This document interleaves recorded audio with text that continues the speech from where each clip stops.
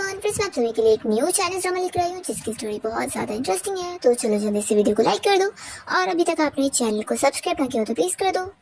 तो ड्रामा की शुरुआत हमारी फीमेल लीड यून से होती है जिससे अभी एक बेबी होती है और तभी हम देखते हैं कि एक ड्रैगन प्रिंसेस उस बेबी की सोल में आ जाती है और सोचती है कि मैं एक बेबी की बॉडी में रीबॉर्न हो गई हूँ। फिर ये केयरटेकर यून को बताने लगती है कि जैसे ही तुम्हारी बेटी हुई वैसे ही मौसम कितना अच्छा हो गया, लगता है ये तुम्हारे लिए बहुत ही लकी होगी। वो यून को सजेस्ट कर रही होती है कि आप जल्दी से ठीक हो जाओ और एक और बच्चा कर लो। तो यून कहती है कि नहीं, मेरे लिए एक बेटी ही काफी है और वो उसका नाम तुरंत ही शाह रख देती है। तो खुश होने लगती है कि मेरी मॉम तो मुझे बहुत पसंद आई है। वो सोचती है कि अब मॉम को फिक्र करने की जरूरत नहीं, मैं अपने ड्रैगन लक से उन्हें प्रोटेक्ट करूंगी। तब यहाँ पे रूम में यून की मदर इन लॉ आकर उसे चिल्लाने लगती है कि तुम क्या हम लोग को भूखे मारने वाली हो, उठो और चल के खाना पकाओ। और वो उसे जैसी स्टिक से मारने जा रही होती है तो शाह जल्दी से अपने मैजिक से उनका हाथ मोड़ देती है और वो फिर अपनी खुद की बेटी को मारने लग जाती है और सोचती है कि ये क्या हो रहा है। और फिर यहाँ पर शाह की पावर खत्म होती है तो वो स्टिक नीचे गिर जाती है। शाह सोचती है कि मैं अभी बॉर्न हुई हूँ ना, तो इतनी डिवाइन पावर यूज करने के बाद मैं थक गई हूँ। फिर उसकी मदर इन लॉ कहने लगती है कि तुमने बच्चे भी कर लिया और मुझे बताई नहीं, लो इसे मुझे दो। तो फिर यून बताती है कि ये बेटी है। तो उसकी मदर इन लॉ फिर इसे बिल्कुल नहीं लेती और कहती है कि ये लड़की है तो फिर वेस्ट ऑफ मनी है। तो शाह सोचती है कि आप लोग को पता नहीं है मैं कितनी ज्यादा लकी हूँ, आखिर मैं एक ड्रैगन प्रिंसेस हूँ और मेरा सारा लक अब मेरी मॉम को मिलेगा। फिर यहाँ पर यून की मदर इन लॉ कहने लगती है कि मेरी डॉटर इन लॉ तो वो है जिसका बेटा होने वाला है और मैं बहुत ज्यादा खुश हूँ। तो यून कहती है कि आपकी डॉटर इन लॉ तो मैं ही हूँ ना। तभी इतने में यहाँ पर यून का हस्बैंड जो अपने साथ एक लड़की को लेकर आया होता है और वो उसे बताने लगता है कि अब तुम मेरी वाइफ नहीं हो, ये देखो मैं अपनी ट्रू लव को लेकर आया हूँ। और वो उसे डिवोर्स एग्रीमेंट फेक कर दे देता है। फिर सोलिन यून को समझा रही होती है कि जो मुझसे प्यार करता है तो इसलिए अच्छा रहेगा कि तुम उसकी लाइफ से चली जाओ और हमारे बच्चे और उसे और मुझे एक साथ तीनों को खुश रहने दो। यून यहाँ पर फिर जो से क्वेश्चन करने लगती है कि वो ऐसा उसके साथ क्यों कर रहा है, अब तो उनका बेबी भी हो गया है। तो जो से कह देता है कि क्योंकि अब तुम मेरी कोई काम की नहीं हो, मैंने बस तुम्हें अपने हाउस वर्क के लिए शादी किया था और अब मुझे बेबी मिल चुकी है जिसने मेरी बहुत हेल्प की है। वो मेरे लीडर की बेटी है, वो मुझे फ्यूचर में बहुत हेल्प दे सकती है, बताओ तुम क्या दे सकती हो। यून फिर उसे डिवोर्स पेपर फेंक के चिल्लाती है कि वो ऐसा उसके साथ कैसे कर सकता है। तो शाह खुश होती है कि मॉम अपने लिए फाइट बैक कर रही है। जो से कह देता है कि वैसे भी उनकी शादी कोई लीगल है भी नहीं और ना ही वो उसके इस बच्चे को एक्सेप्ट करने वाला है। यून की मदर इन लॉ फिर उसे कह देती है कि अब अपना सामान पैक करो और इस बच्ची के साथ इस घर से निकल जाओ, नहीं तो फिर मैं तुम्हें कहीं बेच दूंगी। और यहाँ पर फिर जो भी यून को गेट आउट बोल देता है और वो फिर अपनी फैमिली के साथ बाहर चला जाता है। यून रोने लगती है तो शाह कहने लगती है कि मॉम आप रो मत, मैं अपने लक से आपको प्रोटेक्ट करने वाली हूँ और इन सभी से मैं आपका रिवेंज भी लूंगी। फिर यून यहाँ पर शाह को कहने लगती है कि तुम फिक्र मत करो, मैं किसी को भी तुम्हें बेचने नहीं दूंगी, अपने तुम्हें तुम्हारी ग्रैंडमा के घर लेके चलने वाली हूँ, देखना वो लोग तुम्हारा बहुत अच्छे से ख्याल रखेंगे। तो शाह कह रही होती है कि मॉम आप जहाँ पर जाओगी मैं भी वहीं पर जाऊंगी और मैं आपकी गार्डियन एंजल की तरह आपको प्रोटेक्ट करूंगी। और वो उसे यहाँ पर प्रॉमिस भी कर रही होती है। फिर यून जैसे यहाँ पर इस घर से बाहर निकलती है तो वो लोग कहते हैं कि अच्छी बात है, कार में जहाँ से चली गई और वो लोग फिर उसके मुंह पे दरवाजा बंद कर लेते हैं। यून बस अपसेट होकर फिर पीछे मुड़ के देख रही होती है और शाह को गुस्सा आता है और वो तुरंत ही फिर अपने मैजिक से उन लोग को सबक सिखाने के लिए छोटा सा धमाका करती है जिसकी वजह से फिर वो सारा कीचड़ उड़कर इन सभी के ऊपर पूरा लग जाता है और वो लोग को फिर बहुत ज्यादा गंदा फील होता है और ये सब करके शाह को बहुत मजा आती है। फिर हम देखते हैं कि यून रास्ते में अपना बैग और शाह दोनों को उठाकर लेके चल रही होती है और वो बहुत ज्यादा थक भी रही होती है और सोचती है कि अभी तो 7-8 माइल्स दूर है, लगता है घर पहुंचने तक बहुत रात हो जाने वाली है। फिर वो वापस से चलने जा रही होती है और इतने में उसे चक्कर आता है। तभी हम देखते हैं कि एक सोल्जर यहाँ पर अपनी कार में से बाहर निकल के उसे तुरंत ही गिरने से बचाता है और यून फिर उसे देखती रह जाती है, जो कि कोई और नहीं हमारा मेन लीड जिशिंग है। उससे पूछता है कि तुम ठीक तो? फिर वो उसे तुरंत यहाँ बैठने बोलते हैं और यहाँ पर शाह से देखती रह जाती है कि ये तो बहुत ज्यादा लकी पर्सन दिख रहा है जिसके ऊपर पूरी गोल्डन लाइट चमक रही है। फिर जिशिंग यून को पानी पीने के लिए देता है और उसे अपना नाम भी बताता है। तो यून उसे फिर पानी पीकर थैंक्स करती है और उसे अपना नाम और अपनी बेटी शाह का भी नाम बताती है। तो यहाँ पर जिशिंग को यून के ऊपर तरस आ रही होती है कि ये खुद ही इतनी यंग है और बच्ची इतनी छोटी है, इसे लेकर वो कैसी चल रही होगी। वो पूछता है कि तुम्हें कहाँ जाना है, मैं छोड़ देता हूँ कार से। और वो उसका फिर बैग भी उठाने जा रहा होता है तो यून जल्दी से अपना बैग ले लेती है और कहती है कि मुझे फिशिंग विलेज जाना है और इसे मैं ही उठा लेती हूँ, वैसे भी मैं काफी देर से उठा के लाई रही हूँ। तो जल्दी से जिशिंग उसे ले लेता है और कहता है कि ये बहुत हैवी है तो इसलिए मुझे उठाने दे दो। फिर वो उसे कार में बैठने बोलता है फिर यून यहाँ शाओ को सुलाने की कोशिश कर रही होती है और उसे कह रही होती है कि बस अभी जल्दी से हम लोग ग्रैंडमा के घर पे पहुंच जाएंगे।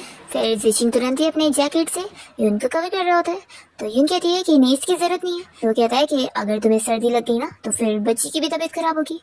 तो फिर वो मान जाती है और उसे थैंक यू बोलती है। तो जिशिंग सोच रहा होता है कि मैं पहली बार थोड़ी ना किसी की हेल्प कर रहा हूँ, तो आखिर मैं इतना नर्वस क्यों हो रहा हूँ। तभी यहाँ पर शाओ तो खुश जाती है कि मुझे ये बंदा बहुत पसंद है, मैं चाहती हूँ कि ये मेरा न्यू डैडी बन जाए और मेरे साथ मिलकर मम्मी को प्रोटेक्ट करे।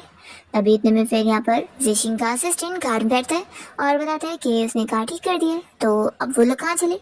तो जिशिंग कहता है कि पहले हम लोग इस लड़की को इसके विलेज छोड़ देते हैं। तो शाओ सोच रही होती है कि मॉम डैड को सेट करने के लिए उनकी बीच की फीलिंग्स कल्टीवेट होनी चाहिए, तो उसके लिए अभी हम लोग ग्रैंडमा के घर पे तो नहीं जा सकते।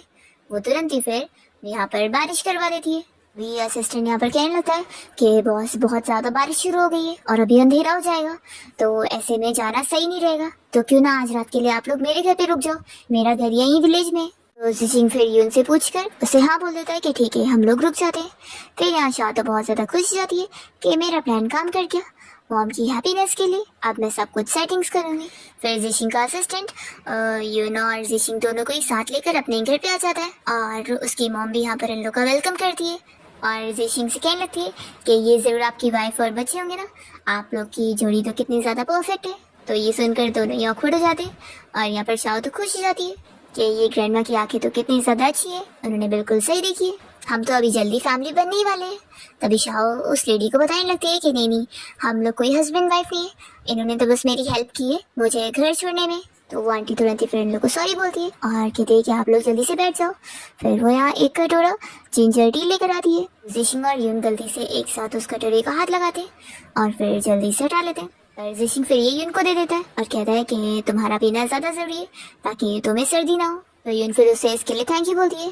फिर ये आंटी यहाँ पर शाओ को देखते हुए पूछने लगती है कि बच्ची तो अभी बहुत छोटी है, तुम्हें तो अभी घर पे रेस्ट करते होना चाहिए था, तो फिर आखिर तुम्हारा हस्बैंड कहाँ पर है। तो यून बताती है कि वो मर गया। फिर हम देखते हैं जिशिंग को जो कि याद कर रहा होता है कि उसने यून को तब देखा था जब वो रास्ते में कहीं जा रहा था और कुछ लोगों की भीड़ लगी थी क्योंकि एक आदमी पानी में डूब गया था, तो फिर वो भी वहाँ पर हेल्प करने के लिए गया था। पर उसने देखा था कि वहाँ पर एक लड़की ने उस मैन की जान बचाई थी और वो कोई और नहीं यून थी, तो सारे लोग उसकी तारीफ कर रहे थे। तो तब उसने यून को सबसे पहली बार देखा था और वो इस बारे में फिर सोच रहा होता है कि यून ने बताई थी कि उसका हस्बैंड मर चुका है और वो इतना दूर अपनी बच्ची और सामान लेकर अकेले चल रही थी, तो उसे बुरा लग रहा होता है कि उसने कितना ज़्यादा सफ़र करी है। फिर जिशिंग का असिस्टेंट उसे ब्लैंकेट वगैरह देने आता है, तो जिशिंग कहता है कि ठीक है तुम जाओ, मैं इसे यून को दे देता हूँ।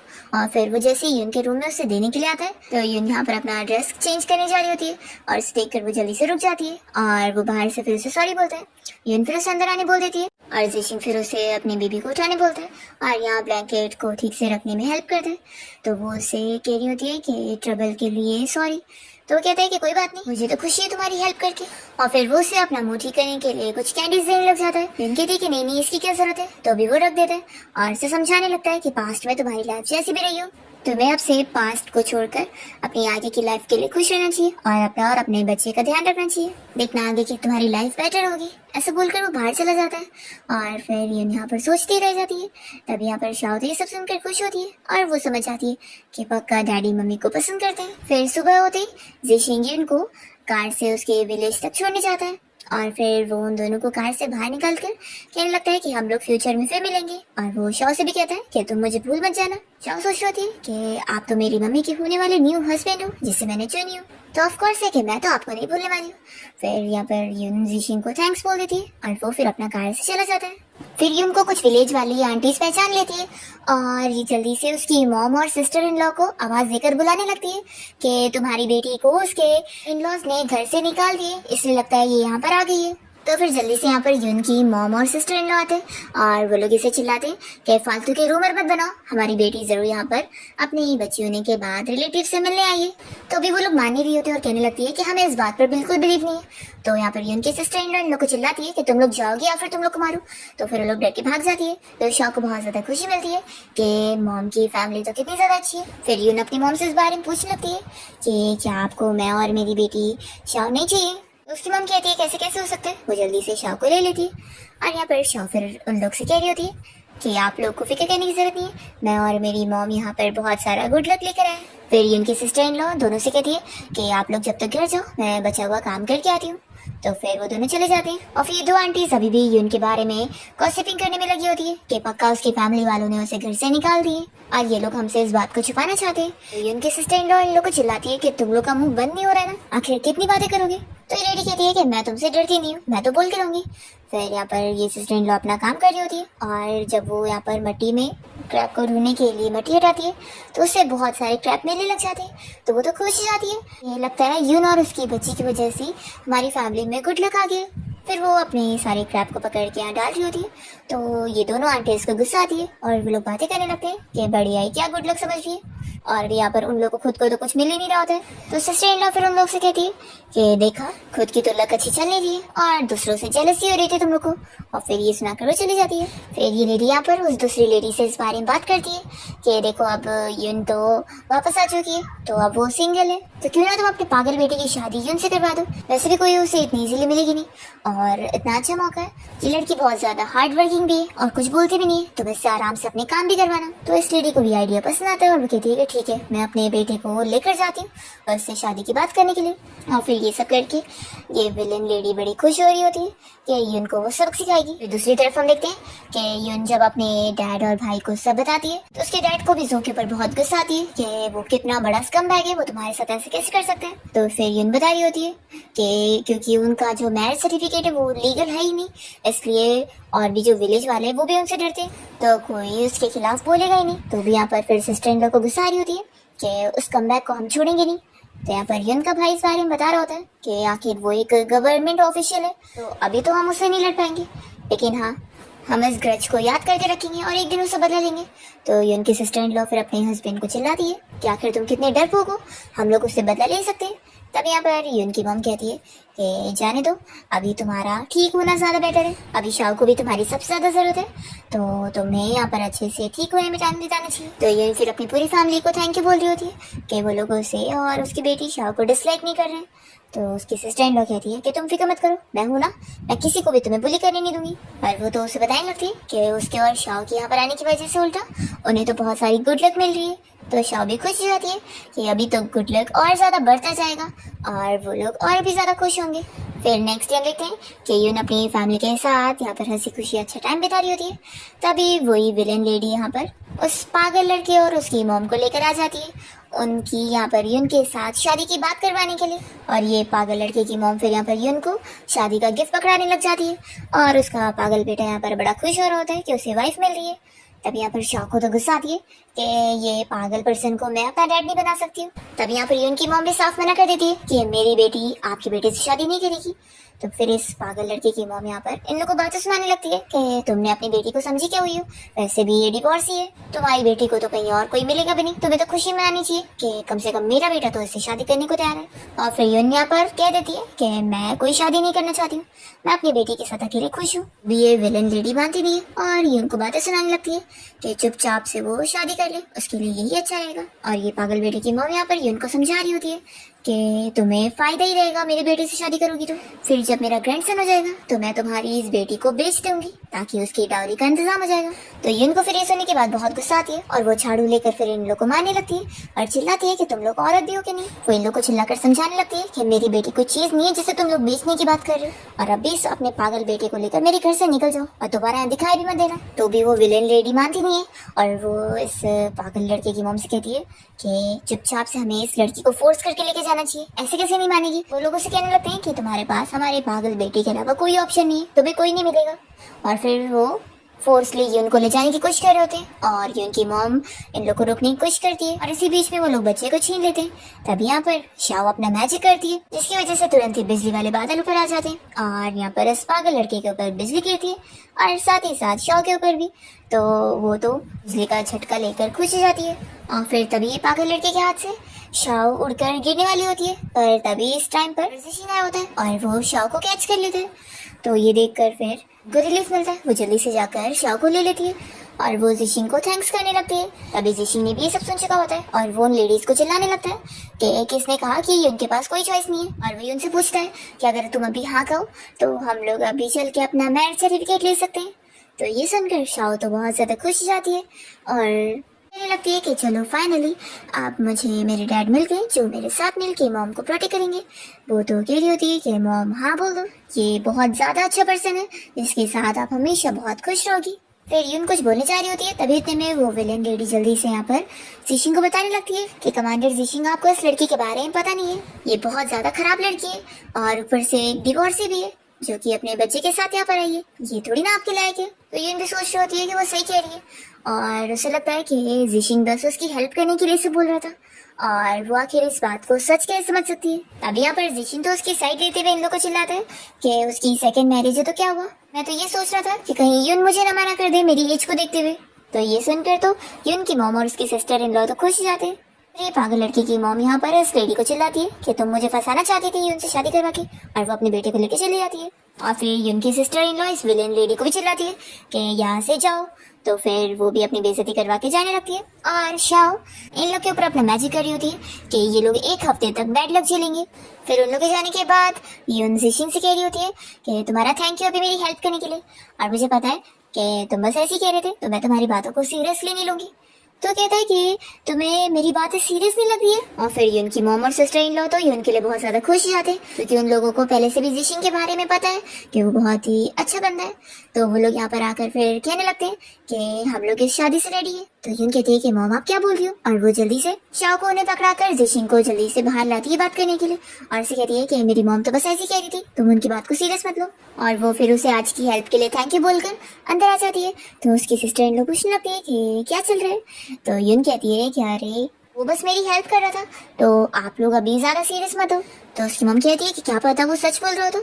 तो यून कहती है कि नहीं, इसमें कोई शक नहीं है, और वैसे भी मुझ में ऐसा क्या है जो मैं उसके लायक होंगी। फिर यून को जब जिशिंग याद आ रहा होता है तो वो सोचती है कि मुझे उसके बारे में नहीं सोचना चाहिए, वो आखिर एक ऑफिसर है, और वैसे भी मैं आखिर एक बच्चे की मॉम, तो वो मुझ में इंटरेस्ट क्यों लेगा, वो बस मेरी हेल्प ही कर रहा था। तो यून फिर शाह से कहने लगती है कि कोई बात नहीं, मैं तो हमेशा तुम्हारे साथ ही रहकर बहुत ही खुश रहूंगी। तो शाह कहने लगती है कि आखिर उन लोगों ने मॉम को इतना बुली करे कि उनका सारा कॉन्फिडेंस ही खत्म हो गया, तो अब मैं उन्हें इतना गुड लक दूंगी कि मॉम फिर बहुत सारे पैसे कमाएंगे और उनके अंदर बहुत सारा कॉन्फिडेंस आएगा। फिर नेक्स्ट मॉर्निंग उनकी सिस्टर इन लॉ यहाँ घर पे आकर इन लोग को गुड न्यूज बताने लगती है कि वो जो लेडी कल उन लोग को परेशान करने आई थी उन लोग का बुरा हाल चल रहा है, किसी की हड्डी टूट गई है तो किसी की बस बेइज्जतियां हो रही है। तो ये सुनकर यून और उसकी मॉम भी खुश हो जाते हैं और यून कहती है कि वो लोग जैसा कर रही थी इसलिए उनको उनका बदला मिला है। फिर यून की सिस्टर इन लोग बताने लगती है कि आज उनकी बहुत कमाई हुई है, तो वो सारे पैसे में से कुछ परसेंट हिस्सा यून को भी दे रही होती है। तो यून लेने से मना करती है कि नहीं नहीं ये आपका है तो आपको रखना चाहिए। तो उसकी सिस्टर इन लोग कहती है कि नहीं तुम्हें लेना पड़ेगा, और वो उसे जबरदस्ती दे देती है। तो यून फिर इन लोग से कह रही है कि वो सोचती है कि अब वो भी उनके साथ काम करने जाएगी। फिर ये लोग साथ में मिलकर ट्रैप कलेक्ट करने गए होते हैं और शाओ को यून की मॉम ने पकड़ी होती है, और यून और उसकी सिस्टर इन लॉ मिलकर यहाँ पर अपना काम करना शुरू करते हैं। अभी शाओ जानबूझ के मैजिक करके इन लोगों को एक ही जगह से बहुत सारे क्रैब्स को ढूंढने में मदद कर देती है, जिसकी वजह से इन लोग को इतने सारे क्रैब एक ही जगह से मिल जाते हैं। तो ये देखकर बाकी विलेज वाली लेडीज गुस्सा हो रही होती है और आपस में गॉसिपिंग करने लगती है कि क्या ये लोग कोई एविल मैजिक यूज कर रहे हैं। और फिर हम देखते हैं कि यून यहाँ अपनी बेटी शाओ को ऐसे ही वॉक करते हुए घुमा रही होती है, और तभी यहाँ पर जिशिंग अपने असिस्टेंट के साथ कोई काम से आया होता है, और वो फिर यून को देखकर असिस्टेंट कहता है कि तुम जाओ मुझे कुछ काम है, और वो यहाँ यून के पास ही आ रहा होता है। तभी इतने में वो विलन लेडी यहाँ पर यून को ढकेलने आ रही होती है उससे बदला लेने के लिए कि उसकी वजह से उसकी बेइज्जती हुई, और उससे पहले यून को बचाने के लिए जिशिंग उसके पास पहुंच जाता है, और फिर वो लेडी यहाँ से भागने को करती है तो शाओ उसे जल्दी से मैजिक से गिरा देती है, और शाओ फिर सोच रही होती है कि मॉम की तो हार्ट बीट इतनी ज्यादा तेज हो गई है। फिर ये लेडी के पास यहाँ पर बाकी विलेजर्स भी पहुंच जाते हैं, और यहाँ पर वो गुस्से में फिर ये भरे हुए क्रैब के पॉट को ढकेल के गिराने लगती है। ये उनके सिस्टर इन लॉ से चिल्लाती है कि वो कर क्या रही है, और यहाँ पर शाओ फिर सोचती है कि ऐसे कैसे वो उसकी मॉम के पैसे कमाने का जरिया खराब करेगी, अपने मैजिक से क्रैब को ठीक कर देती है। तो ये देखकर ये लेडी यहाँ पर इन सभी को और भड़काने लगती है कि देख लो, तुम लोग को भी दिख रहा होगा ना कि कैसे ये लोग एविल मैजिक यूज कर रहे हैं, नहीं तो देखो हम लोग तो एक भी क्रैब नहीं पकड़ पाए और सारे क्रैब इन्हीं को क्यों मिल रहे हैं। जब से ये यून अपनी बेटी के साथ यहाँ पर आई है तब से इसने हमारा सारा लक छीन लिए। तो फिर उसकी बातें सुनकर बाकी विलेजर भी यहाँ पर यून को कुछ भी कहने लगते हैं। तो यून की सिस्टर इन लोग को भी गुस्सा आती है और वो इन लोग को चिल्लाती है कि तुम लोग अपनी खुद कुछ कर नहीं पा रहे हो तो दूसरों के ऊपर ब्लेम डाल रहे हो। यून तो फिर यहाँ पर अपनी बेटी शाओ से कहने लगती है कि तुम इन लोग की बातें बिल्कुल मत सुनना, तुम तो मॉम की लकी स्टार हो, ये लोग चाहे कुछ भी बोल ले। तो शाओ फिर सोच रही होती है कि मैं इन बुरे लोगों को समझ सकती हूँ, ये लोग बस बैड इंटेंशन रखते हैं और इन जैसे बुरे लोगों को मेरे ड्रैगन क्लैन की गुड लक बिल्कुल नहीं मिलने वाली। और फिर जिशिंग भी यून की साइड लेते हुए इन सारे लोगों को चिल्लाता है कि आप लोग अगर कोई भी सी फूड कैच नहीं कर पा रहे हो तो इसमें आपके एक्सपीरियंस और हार्डवर्क की गलती है। इसका ये मतलब नहीं है कि आपके सामने अगर किसी का काम बन जा रहा है तो आप उसे जेलस होकर ये सब बातें सुनाएंगे। और जिशिंग यहाँ पर उस लेडी को भी चिल्लाता है कि तुम अगर किसी को भी हर्ट करने की कोशिश करोगे तो तुम्हें जेल होगी। तो वो तुरंत यहाँ पर बहाने करने लग जाती है कि वो तो बस अपना काम करने गई थी और किसी को हर्ट करने थोड़ी ना। और फिर वो बाकी सभी से कहती है कि चलो हम लोग दूसरी तरफ ढूंढने चलते हैं। और वो यहाँ पर कि उनको देखकर सोच रही होती है कि ये हमेशा थोड़ी ना यहाँ पर इससे प्रोटेक्ट करने के लिए रहेगा, जब ये सोल्जर यहाँ से चला जाएगा तो मैं इसे सबक सिखाने जाऊंगी। और फिर सब यहाँ से चले जाते हैं तो ये उनकी जो सिस्टर इन लॉ है वो उसकी मॉम से कहने लगती है कि अरे ये तो वही सोल्जर है ना जो लास्ट टाइम भी ये उनकी हेल्प करने आया था, फिर तो हमें इन्हें बात करने के लिए टाइम देना चाहिए। वो लोग यहाँ से जाने वाली होती है तभी आसमान के बादल और भी ज्यादा यहाँ पर आ जाते हैं और इतना मौसम खराब हो रहा होता है। तो यून फिर इस बारे में जिशिंग को भी बताती है कि उसके डैड और भाई अभी तक आए नहीं है। तो फिर जिशिंग कह रहा होता है कि मौसम बहुत खराब है तो तुम लोग को चलना चाहिए, मैं उन्हें ढूंढने में मदद करता हूँ। तभी वही लेडी यहाँ पर बाकी विलेजर्स को फिर से लेकर आ जाती है और यून को ब्लेम करने लगती है कि पक्का तुम्हारी वजह से ये सारी चीजें हो रही है क्योंकि तुमने बैड लक ले आई हो तभी तो इतना मौसम खराब हो गया। तो यून की सिस्टर इन लॉ से चिल्लाती है कि मुझे तो लगता है कि ये सब तुम्हारी वजह से हो रहा है, तुम इतनी ज्यादा खराब हो इसलिए गॉड गुस्सा हो गए होंगे और इसलिए पनिश कर रहे होंगे। और फिर यहाँ पर यून की सिस्टर इन लॉ और इन लोग के बीच में फाइट शुरू हो जाती है और वो लोग तो फिर इतना गुस्सा होते तो इन लोग के ऊपर पत्थर भी मारने की कोशिश करते हैं। पर तभी शाओ को गुस्सा आती है और उसके मैजिक से फिर यहाँ पर इनके सामने बिजली गिरी होती है तो फिर वो लोग डर के पीछे होते हैं। और फिर शाओ अपने ड्रैगन वाले रूप से यहाँ पर यून के डैड और भाई को भी बचाने के लिए जाती है ताकि वो लोग की शिप यहाँ सेफली पहुंच जाए। और फिर यहाँ पर सारे विलेजर्स अपने अपने हस्बैंड और फैमिली को पिक करने पहुंचते हैं। यहाँ पर इस विलेन लेडी का जो हस्बैंड है वो तो खाली हाथ आया होता है बिना फिश के और बताने लगता है कि उन लोग का तो कितना नुकसान हुआ है। और दूसरी ओर कि उनके भाई और डैड को तो बहुत सारी फिश मिल गई होती है और ये सब शाओ के मैजिक की वजह से हुआ होता है क्योंकि उसने जानबूझ के इन लोग तक बहुत सारी फिश पहुंचा दी होती है। और तभी यहाँ पर जिशिंग भी जल्दी से जाकर यून के डैड और भाई की मदद कर रहा होता है उनकी फिश को उठा के रखने में। तो यहाँ पर फिर यून उसे देखती रह जाती है और ये चीज यहाँ शाओ भी समझ जाती है और कहने लगती है कि मॉम का दिल तो डैड के लिए इतना ज्यादा धड़क रहा है, वो तो ऑलरेडी उनके प्यार में पड़ चुकी है पर मान नहीं रही है तो कोई बात नहीं, मैं इन लोग की हेल्प करूंगी। और फिर यून की मम तो यहाँ जिशिंग को थैंक्स करने के लिए उसे कह रही होती है कि क्यों ना वो उनके घर पे चल के डिनर कर ले। तो कहता है कि इसके लिए बहुत थैंक यू लेकिन अभी मुझे जरूरी काम के लिए जाना है। और फिर वो अपनी पूरी टीम के साथ यहाँ से चला जाता है। और यून फिर यहाँ पर जिशिंग को कार से जाते हुए देख रही होती है तो उसकी सिस्टर इन लॉ से पूछती है कि क्या तुम सच में कमांडर जिशिंग को बिल्कुल भी पसंद नहीं करती हो, तुम्हारे अंदर उसके लिए फीलिंग्स नहीं है। तो यूनिस के लिए मना करती है कि नहीं है। तो सिस्टर इन लॉ फिर उसे समझा रही होती है कि इतना अच्छा गुड मैन तुम्हें कहीं नहीं मिलने वाला है, ये तो कितना ज्यादा रिस्पॉन्सिबल भी है और तुम्हारी कितनी केयर भी करता है, तो एक बार सोच के देख लो। और वो शाह से पूछने लगती है कि बताओ तुम्हें अंकल जिशिंग पसंद है कि नहीं, तुम उन्हें डैडी बनाना चाहोगी कि नहीं। तो शाह तो कह रही होती है कि ऑफ कोर्स मैं तो डैडी बनाना चाहती हूँ और मैं तो चांस ढूंढ के रहूंगी इन लोगों के बीच में हेल्प करने के लिए। पर यहाँ पर यून को लग रहा होता है कि वो उसके लायक ही नहीं है इसलिए वो जिशिंग के बारे में नहीं सोच सकती। फिर नेक्स्ट सीन में हम जो की बहन वेवे और उसकी वो मिस्ट्रेस सुलिन को देखते हैं जो कि यहाँ पर जो का इंतजार कर रहे होते हैं कि ब्रदर अभी तक आए नहीं। तभी यहाँ पर जिशिंग अपनी टीम के साथ जा रहा होता है और ये जो की बहन है वेवे वो तो उसे देखती रह जाती है। और फिर जैसे यहाँ पर जो आता है तो वो उसके बारे में पूछने लगती है कि वो आखिर कौन है, मुझे वो बहुत पसंद आया। तो फिर सुलिन कहती है क्या रे उसके बारे में सोचना छोड़ी दो, वो आखिर टीम का लीडर है, तुम्हारे लिए इतना इजी नहीं रहेगा उसे फंसाना। तो ये कह रही होती है कि मैं तो आखिर इतनी ब्यूटीफुल हूँ तो मुझे नहीं लगता कि मैं उसे जीत नहीं सकती। फिर हम देखते हैं कि यून की पूरी फैमिली यहाँ पर जो उन लोगों ने फिश कलेक्ट करे थे उसे बेचने जाते हैं और इसके इन लोग को अच्छे खासे पैसे मिल जाते हैं तो ये लोग खुश होते हैं। और फिर वहाँ से जब वॉक करते हुए आ रहे होते हैं तभी यहाँ पर जू अपनी वाइफ और सिस्टर के साथ कार से जा रहा होता है और ये लोग सभी यून को देख लेते हैं तो जो तो यून को देखता रह जाता है और सोचता है कि वो तो पहले से और ब्यूटीफुल लग रही है। तब यहाँ पर इसकी मिस्ट्रेस सुलिंग से चिल्लाती है, अब हमारी शादी हो गई और तुम अभी भी अपनी उस फर्स्ट लव को देख रहे हो। तो कहता है कि नहीं नहीं। फिर तभी हम देखते हैं शाओ को, जो कि इसे देख लेती है और इसे बहुत गुस्सा आती है कि बड़ा आया, इसने मेरी मॉम को धोखा दिया है ना, और अब ये खुद यहाँ पर आ गया, तो चलो मैं इससे बदला लेती हूँ। और फिर वो ऐसे मैजिक करती है कि बीच रास्ते में इसकी गाड़ी खराब हो जाती है और ये लोग यहीं पर ही अटक जाते हैं। फिर हम देखते हैं जिशिंग अपने ऑफिस में होता है और वो अपनी मॉम को कॉल करके कहने लगता है कि मॉम एक गुड न्यूज है, जल्दी आपको आपकी डॉटर इन लॉ मिलने वाली है, बस अब मुझे उस लड़की से जाकर बात करनी है। फिर हम देखते हैं कि यून यहाँ वापस से सी के पास आई होती है और जिसे कुछ यहाँ पर शेल्स वगैरह मिल जाते हैं, तो वो उन्हें कलेक्ट करने लगती है और शाओ से कह रही होती है कि ये तुम्हारी गुड लक की वजह से हुआ है ना। फिर तभी यहाँ पर 2 विलेज वाली लड़कियां और आ जाती है और वो भी यहाँ पर जानबूझ के वहीं पर से वो सब कलेक्ट कर रही होती है, क्योंकि उन्हें पता है कि यून की वजह से जो गुड लक है इस वजह से वो लोग फायदा उठा सकते हैं। लोग सोच रहे होते हैं कि जहाँ जहाँ यून जाएगी वो लोग वहीं पर ही उसका पीछा करेंगे तो उनका फायदा होगा। जिशिंग को आता देख वो लोग चली जाती है कि लास्ट टाइम भी वो उसकी साइड ले रहा था, तो कहीं हमें फिर से ना डांटे। और जिशिंग को देखकर यूनो अपनी सिस्टर इन लॉ की बात याद कर रही होती है, जो उन्होंने जिशिंग के बारे में उसे समझाई थी कि वो कितना ज्यादा अच्छा है और इतने अच्छे पर्सन को वो खो देगी तो फिर उसे बाद में बुरा लगेगा, क्योंकि इतना अच्छा बंदा उसे नहीं मिल सकता।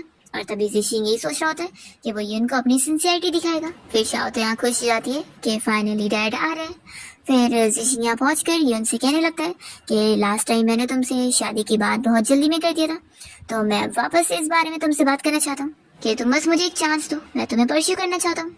वो उसे बताता है कि मुझे पता है लास्ट टाइम तुम मुझसे डर गई होंगी, लेकिन मेरा हार्ट तुम्हारे लिए बहुत सिंसियर है और मैं सच में तुम्हारे साथ एक फैमिली स्टार्ट करना चाहता हूँ। यून फिर कुछ बोलने को जाती है तो कहता है कि तुम्हें इतनी जल्दी जवाब देने की जरूरत नहीं है, तुम आराम से टाइम लो और मुझे देखकर अच्छे से ऑब्जर्व करो कि मैं कैसा हूँ और मुझे समझने की कोशिश करो कि आखिर मैं तुम्हारे लायक हूँ कि नहीं और मैं तुम्हारा ख्याल रख पाऊंगा कि नहीं। और देखना मैं अपने एक्शन से तुम्हें प्रूव करके दिखाऊंगा कि मैं सच में बहुत ज्यादा ट्रस्टवर्दी हूँ। तो शाओ भी कह रही होती है कि मैं भी इसमें हेल्प करने वाली हूँ। फिर तभी इतने में रेनबो दिखने लग जाता है, तो जिशिंग कहता है कि देखो गॉड भी तुम्हें इशारा करके बता रहे कि मैं बिल्कुल सिंसियर हूँ, तो प्लीज अब मुझे एक चांस दे दो। तो फिर यून इस बारे में शाओ से पूछती है कि क्या तुम्हें ये अंकल पसंद है, तो कह रही होती है कि मुझे बहुत ज्यादा पसंद है। तब यहाँ पर वो स्माइल कर रही होती है, तो जिशिंग कहता है कि देखो ये स्माइल कर रही है, इसका ये मतलब है कि ये भी मुझे पसंद करती है। तो फिर यून मान जाती है और कहती है कि जब मेरी ये बेटी शाओ भी स्माइल कर रही है तो इसका मतलब है कि इसे भी तुम पसंद हो, तो ठीक है फिर मैं तुम्हें एक चांस देने को तैयार हूँ ताकि तुम अपने आप को प्रूव करो। तो जिशिंग बहुत ज्यादा खुश हो जाता है और कहता है कि देखना मैं तुम्हें प्रूव करके दिखाऊंगा।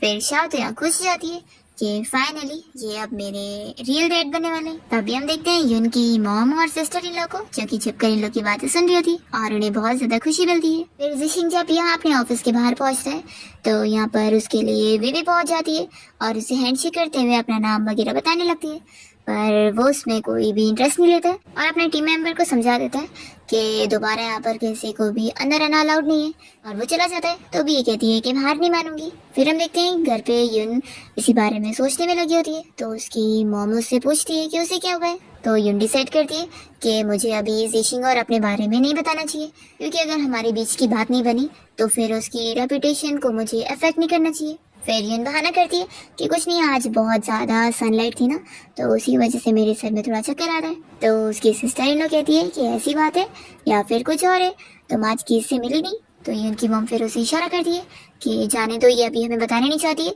तो उसे फोर्स मत करो। वो इशारे में कहती है कि आप फिक्र मत करो, मैं नहीं बोलूंगी। फिर तभी इतने में यून के डैड और भाई घर आए होते हैं और उनके मुंह पर चोट वगैरह होती है, तो वो लोग जल्दी से पूछने लगते हैं कि आखिर आप लोगों को क्या हुआ है, चोट कैसे आई है। तो यून के डैड बताते हैं कि कैसे कुछ लोग उनके ऊपर जानबूझ के टारगेट कर रहे थे और ऐसे ही फिर उनकी फाइटिंग शुरू हो गई। तो यून फिर बताती है कि हाँ, हमें भी हर जगह टारगेट किया जा रहा है। शाओ यहाँ सोच रही होती है कि बस देखना मैं गुड लक से सब ठीक कर दूंगी।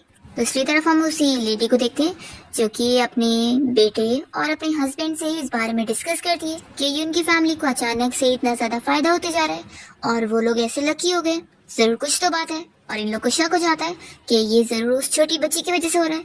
तो फिर इस लेडी का बेटा कहता है कि क्यों ना हम लोग उस बच्ची को चुरा कर अपने घर ले आते हैं और फिर सारी गुड लक हमें मिल जाएगी और हम लोग बहुत ज्यादा अमीर हो जाएंगे।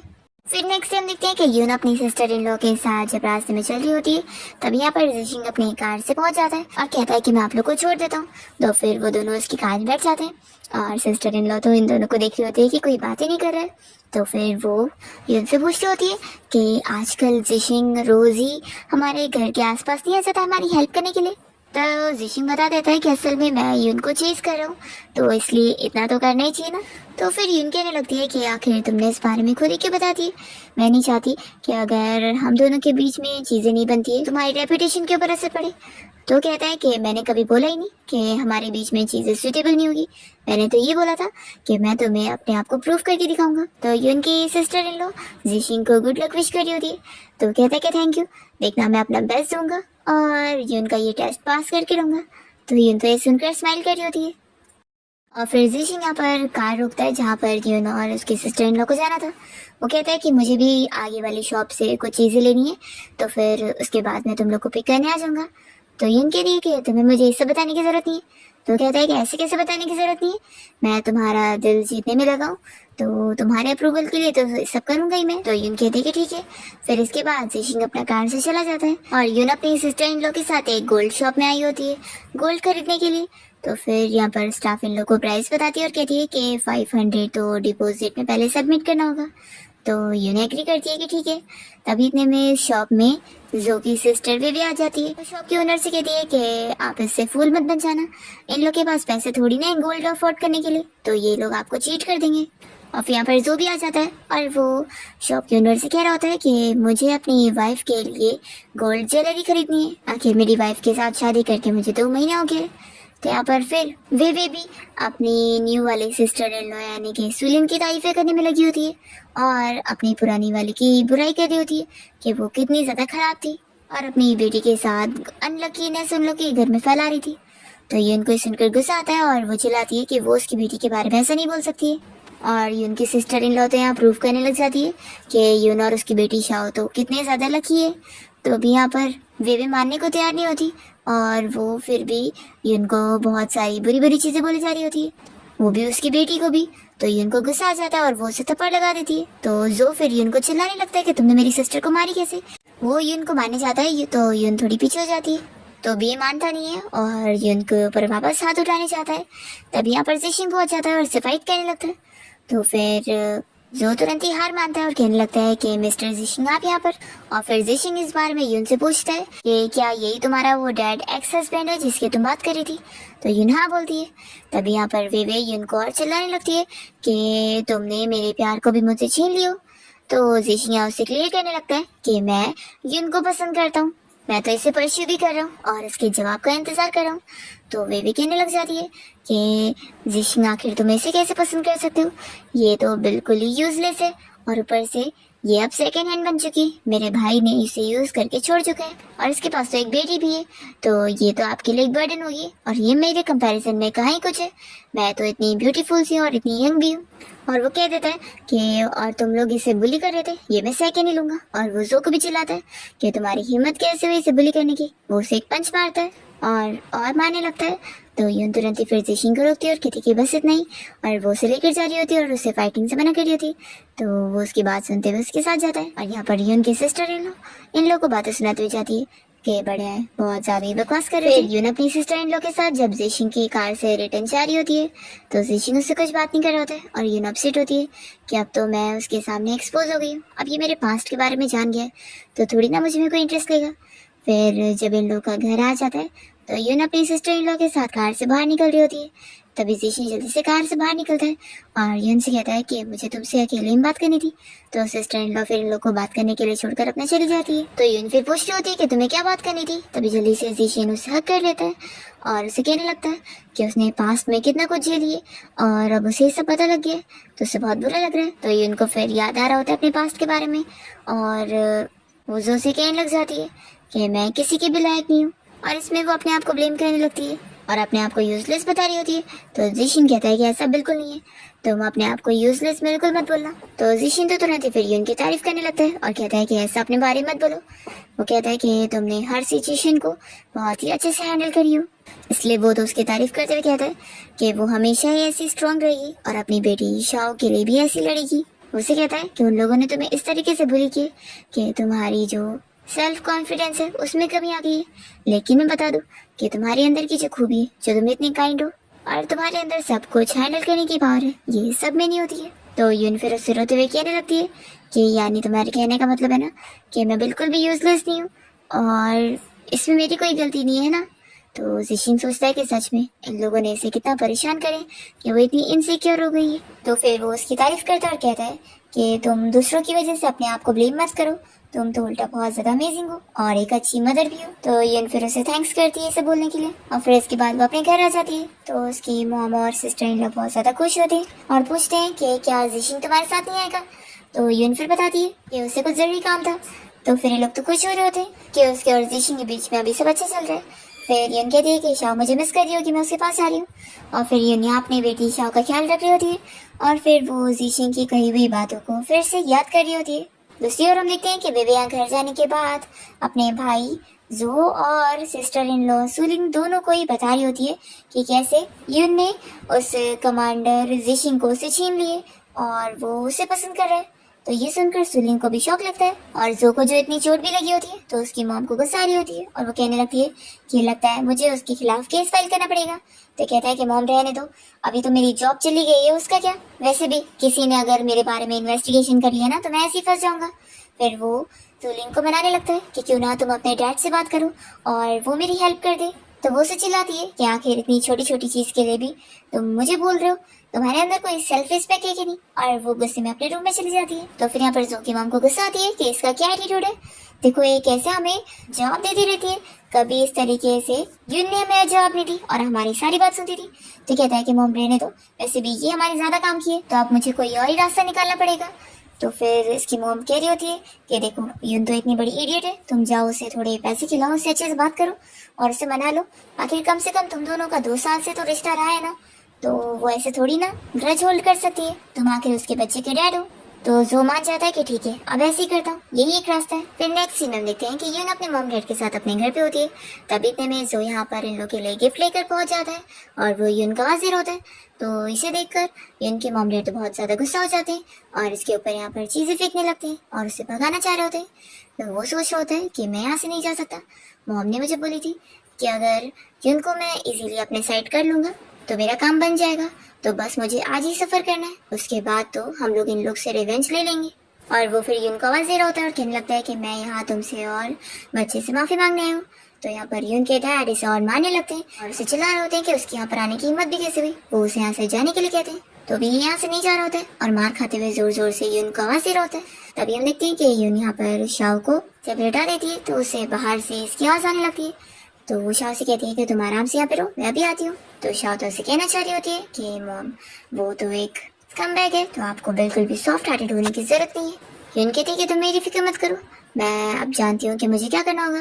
तो शाओ भी समझ जाती है कि यानी अब वो इजीली मानने वाली नहीं है और अब वो खुद स्ट्रांग बन चुकी है।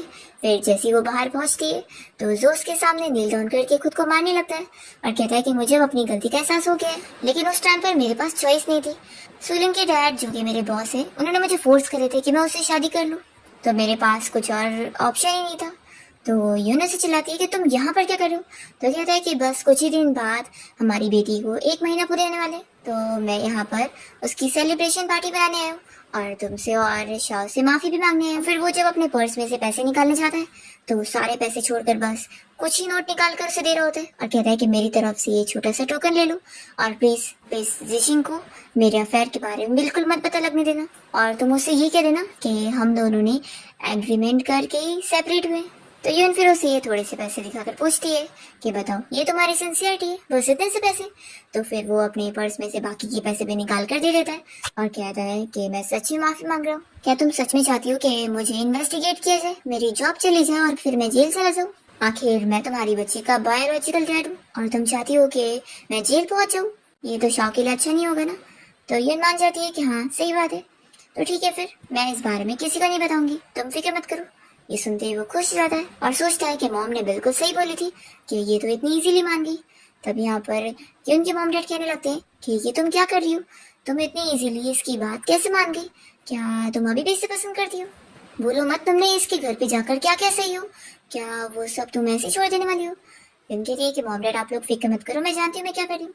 फिर यहाँ पर जो कहता है कि मुझे पता है तुम बहुत अच्छी हो, देखना मैं यहाँ पर वापस आऊंगा और तुम्हारी और बच्ची की केयर करूंगा। तो यून उसे चिल्ला देती है कि मेरी बेटी का तुमसे कोई लेना देना नहीं है, इसलिए आप मेरे घर से निकल जाओ। और फिर यून के डैड उसे डंडा दिखाते हैं तो वो डर के मारे भाग जाता है और कहता है कि ठीक है मैं वापस नहीं आऊंगा। फिर यूनू संडे को देख रही होती है जो उसने गिफ्ट में लेकर आया होता है और सोचती है लास्ट टाइम जब उसका डिलीवरी का वर्क चल रहा था तब उसे इनकी जरूरत थी, पर तब तो उसने उसकी बिल्कुल केयर नहीं किया।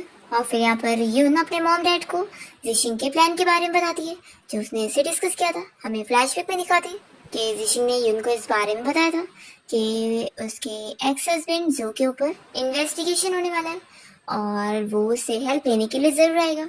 तो फिर वो शौक होती है और कहती है कि लेकिन उसका और मेरा जो मैरिज सर्टिफिकेट है वो लीगल नहीं है ना, मैं उसके ऊपर केस कैसे करूंगी।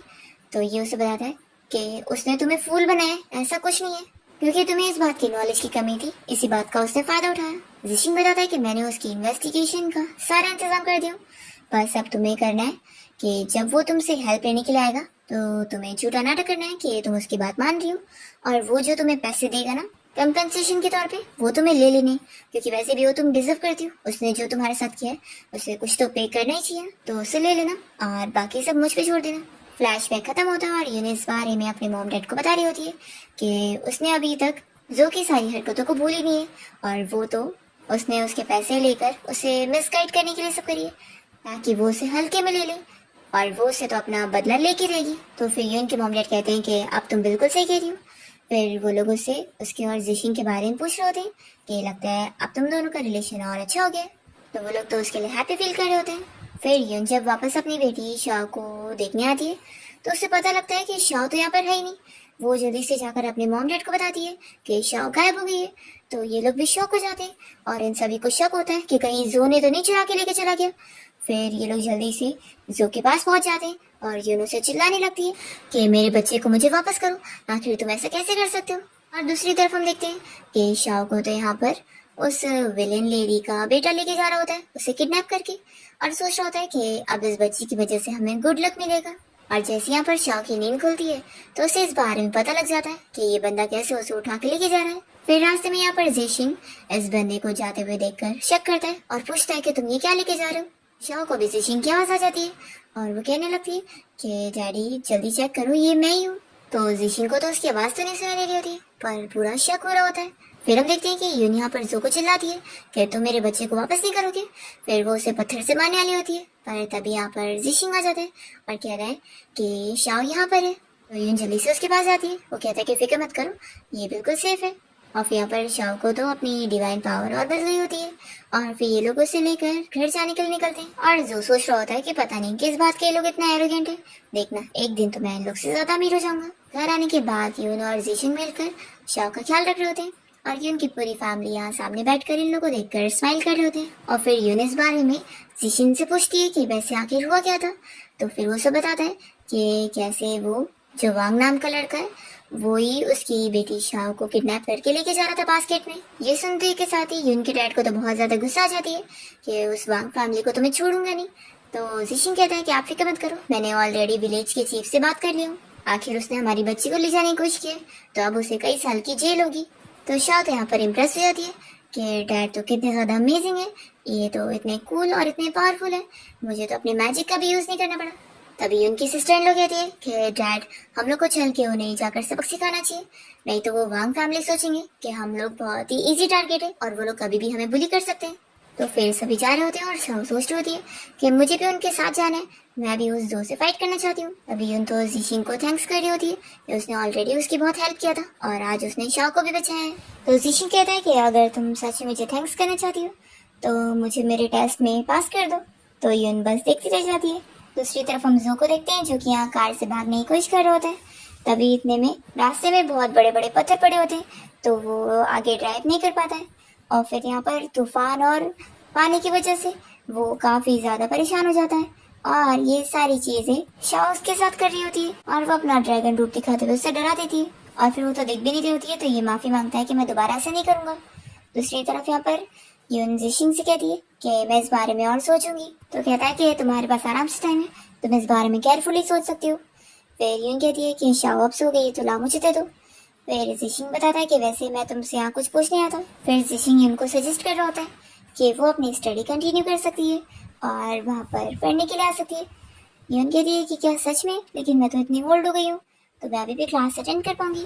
तो जिशिंग उसे कहता है कि ऑफ कोर्स कर सकती हो, तुम तो अभी कितनी यंग हो, सिर्फ 19 की हो, तुम्हारे पास आगे अभी बहुत सारे साल पड़े हुए हैं, तुम अभी भी स्टडी कर सकती हो। यून फिर कहने लगती है कि काश मैंने पहले ही कर ली होती तो जो मुझे ऐसे फुल नहीं बना पाता। तो यहाँ पर जिशिंग कह रहा होता है कि अभी थोड़ी ना कोई देरी हुई है, और देखना शाओ भी बिल्कुल तुम्हारी तरह ही बहुत ज्यादा स्ट्रांग बनेगी और इसका बहुत ही ब्राइट फ्यूचर होगा। तो शाओ तो यहाँ सोच रही होती है कि वो इतनी बड़ी ड्रैगन प्रिंसेस है, तो ये छोटी मोटी स्टडी उसके लिए क्या चीज़ है, वो सब कर सकती है। फिर इसके बाद हम देखते हैं कि यून जिशिंग और अपनी फैमिली के साथ यहाँ वापस से लेक के पास गई होती है। यहाँ पर इन लोग को शाओ की गुड लक की वजह से और भी ज्यादा फायदा होता है। फिर ये लोग जब घर पहुंचते हैं तो जिशिंग उनको अपनी सैलरी कुछ दे रहा होता है, क्योंकि वो लेने से मना करती है। तो वो कहता है कि नहीं, तुम्हें लेना पड़ेगा, आखिर अब हम फैमिली हैं। और फिर वो जब यून को उसके घर तक छोड़ने जाता है तो यहाँ पर वो शाओ को भी काफी ज्यादा केयर कर रहा होता है। यून यहाँ पर जिशिंग के सपोर्ट से इतनी ज्यादा खुश हो जाती है कि उसे हक करके उसे थैंक्स कर रही होती है। तो जिशिंग कहता है कि तुम्हें थैंक यू बोलने की हैबिट बदलना होगा, क्योंकि मैंने ये सब तुम्हारे थैंक यू के लिए थोड़ी ना किया। तो यून मान जाती है। फिर नेक्स्ट डे यून जब अपनी पूरी फैमिली के साथ ब्रेकफास्ट कर रही होती है तो वो उन्हें बताती है कि वो स्टडी करने का प्लान कर रही है, और ये चीज जिशिंग ने उसे सजेस्ट किया है, और आज वो लोग सारे प्रोसेस पूरे करने जाएंगे। फिर इसके बाद यून यहाँ बहुत खुशी खुशी क्लासरूम में पहुंचती है और उसे देखने मिलता है कि टीचर कोई और नहीं बल्कि सुलिन है। और सोलन भी उसे देखकर कोई खास खुश नहीं होती और सोचती है कि आजकल कोई भी लोग आ जाते हैं। फिर हम देखते हैं कि जिशिंग यहाँ शाओ का ख्याल रखते हुए उसे लेकर घूम रहा होता है। तो एक बंदा उससे पूछने लगता है कि आखिर कमांडर जिशिंग ही कौन है। तो ये बताता है कि मेरी बेटी है। तो भी उससे शक होता है कि आप तो बैचलर थी ना, तो बेटी कहाँ से आ गई। तो शाओ भी तो उसे यही बताना चाह रही होती है कि हाँ ये मेरे डैड है। दूसरी तरफ यून यहाँ पर सोलन को ऑफिस में अपनी कंप्लेन करते हुए सुन लेती है कि वो यहाँ उसकी बुराई कर रही है और चाह रही है कि वो लोग उसे यहाँ से निकाल दे और उसे स्टडी करने का मौका ना मिल पाए। फिर यून को जिशिंग से बात करनी होती है तो वो उसके असिस्टेंट को बोलकर उसके ऑफिस में आकर उसका इंतजार कर रही होती है, क्योंकि वो अभी मीटिंग के लिए गया होता है। फिर वो सोचती है कि मैं भी कुछ क्लीनिंग में भी हेल्प कर देती हूँ। वो क्लीनिंग करने लगती है, तभी इतने में यहाँ जिशिंग रूम में आता है और वो तुरंत ही क्लीनिंग वाले डंडे को उससे दूर करता है और उसे कहता है कि उसे ये सब काम करने की जरूरत नहीं है, क्योंकि उसे बस स्टडी करने की जरूरत है। तो यून कह रही थी कि आखिर मैं कुछ तुम्हें रिटर्न में नहीं दे रही हूँ, तो मैं फ्री में कैसे यहाँ पर स्टडी कर रही हूँ, इसलिए मैंने सोची कि मैं ये कर देती हूँ। तो भी वो मना करता है और उसे समझा रहा होता है कि मैं अपनी मर्जी से कर रहा हूँ, तो प्लीज मेरी ये हेल्प ले लो और कोई फिक्र मत करो। तो शाओ अपना मैजिक कर रही होती है ताकि मॉम डैड और क्लोज हो जाए। तो यहाँ पर मैजिक का असर होने वाला होता है, पर इतने में असिस्टेंट आ जाता है जिशिंग को बताने के लिए कि उसे और यून को चीफ ने बुलाया। फिर लोग जब चीफ के ऑफिस में पहुंचते हैं तो यहाँ पर सोलिन भी आई होती है यहाँ पर यून की कंप्लेन करने के लिए कि वो स्टडी नहीं करना चाहती है, बस फालतू का आई हुई है और उसे कोई स्टडी भी नहीं करना है। इसलिए वो शर्त लगाना चाह रही होती है कि वो यून का एक टेस्ट लेगी और अगर उसने उस टेस्ट में पास कर लिया और फुल मार्क्स ले आई तो फिर वो मान जाएगी कि यहाँ पर वो स्टडी करने लायक है, लेकिन अगर नहीं तो उसे यहाँ से निकाला जाना चाहिए। तो यून फिर सोच लेती है कि वो जिशिंग को लेट डाउन नहीं कर सकती। वो मान जाती है कि मैं इस शर्त के लिए तैयार हूँ। तो जिशिंग कह रहा होता है कि नहीं इसकी जरूरत नहीं है। तो कहती है कि फिक्र मत करो, मुझ पे बिलीव रखो, अब तक तुम मेरे बैकअप थे और मुझे सपोर्ट करे थे, तो मेरी भी बारी बनती है ना कि मैं भी अपने आप को प्रूफ दूँ और अपना बेस्ट दूँ। तो यहाँ पर शाओ तो यून की बातों से इम्प्रेस हो जाती है कि मॉम तो कितनी बेस्ट है। फिर चीफ इन लोग की शर्त को अप्रूव कर लेते हैं और आधा महीने का टाइम देते हैं यून को टेस्ट की तैयारी करने के लिए। फिर जब ये लोग यहाँ से बाहर आते हैं तो सुलिन तो यहाँ पर और यून का मजाक उड़ा रही होती है कि तुमने कभी स्कूल तो पढ़ी नहीं, तो मैं देखती हूँ कि तुम कैसे परफेक्ट स्कोर लाती हो। और फिर इसके बाद यून रोज अपना मेहनत से स्टडी करने में लग जाती है और जिशिंग भी उसे काफी सपोर्ट कर रहा होता है। फिर वो दिन रात ऐसी स्टडी में लगी रहती है और जब उसका एग्जाम टाइम आता है तो वो अपना टेस्ट पूरा कंप्लीट करती है।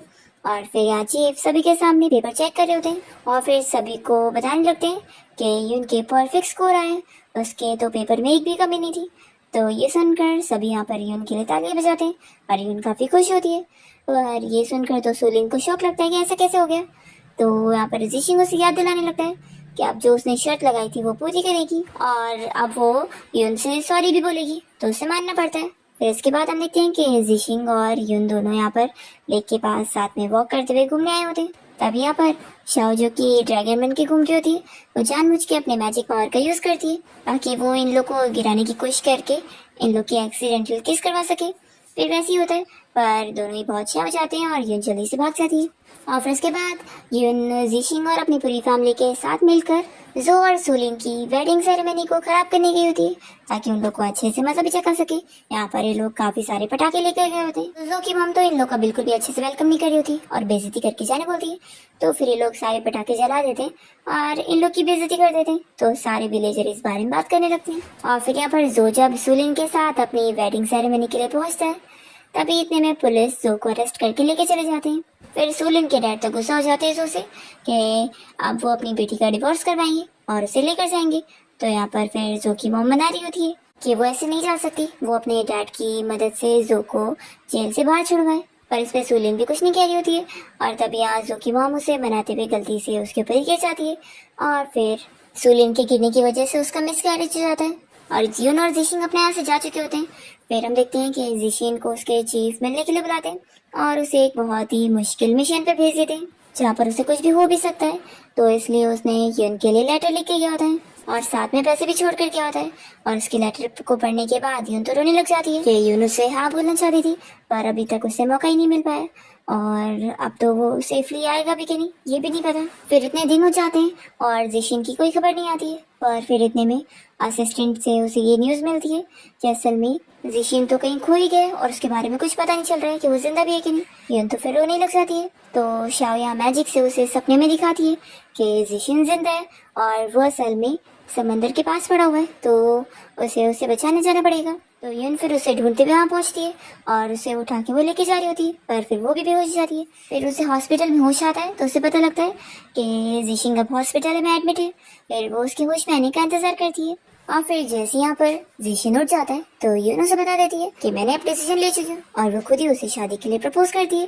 तो जिशिन तो उसे खुशी के मारे जल्दी से हाँ बोल देता है और फिर लोग अपनी वेडिंग फोटोज क्लिक करवाते हैं और पूरी फैमिली भी साथ में बहुत ज्यादा खुश होते हैं। इसी के साथ इस ड्रामा की हैप्पी एंडिंग होती है।